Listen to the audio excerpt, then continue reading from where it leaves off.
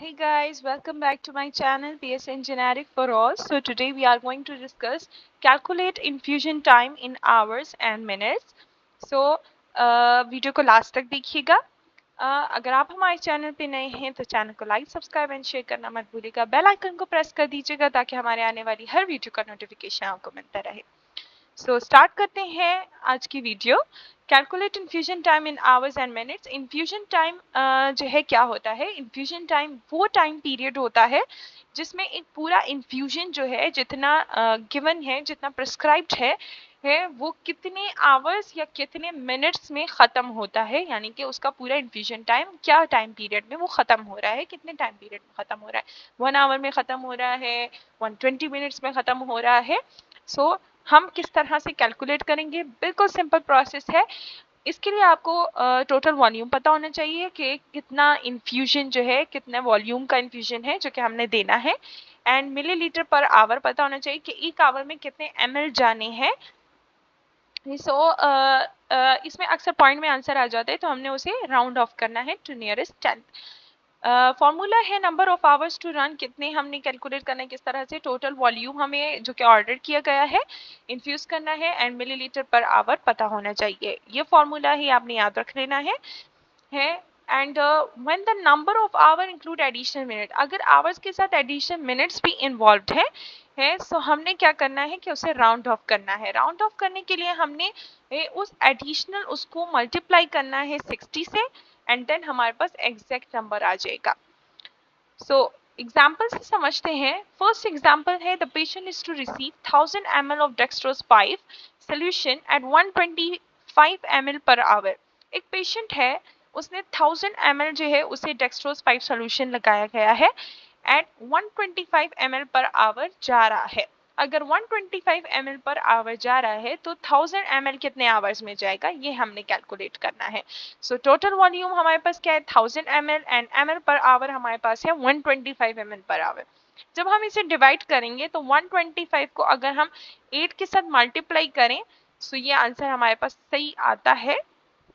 Late we calculate this for your convenience.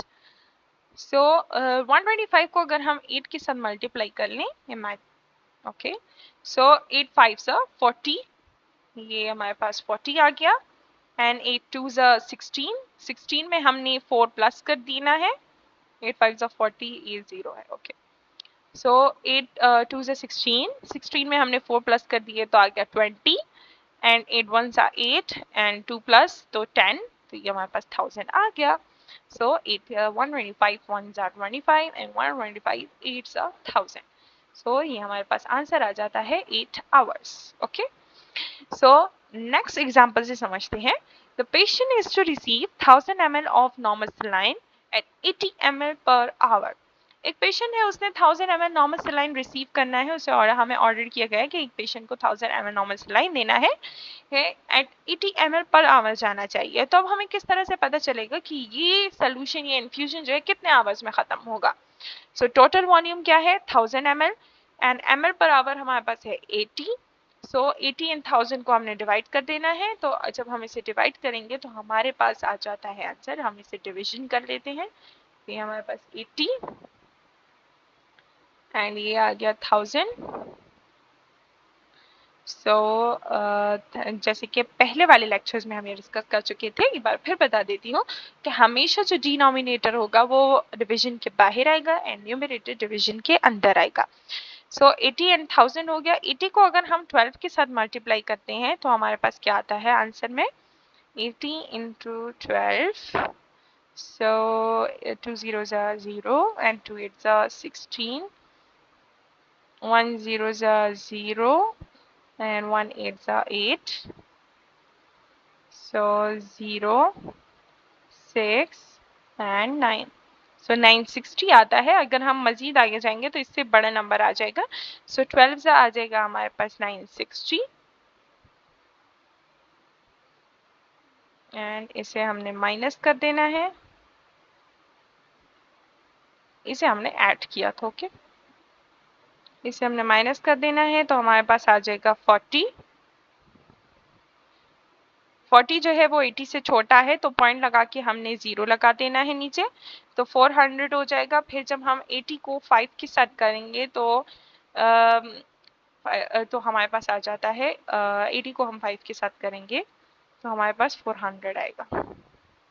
80 into 5, so 5 zeros are 0 and 5 eights are 40, से 400 आ जाता है।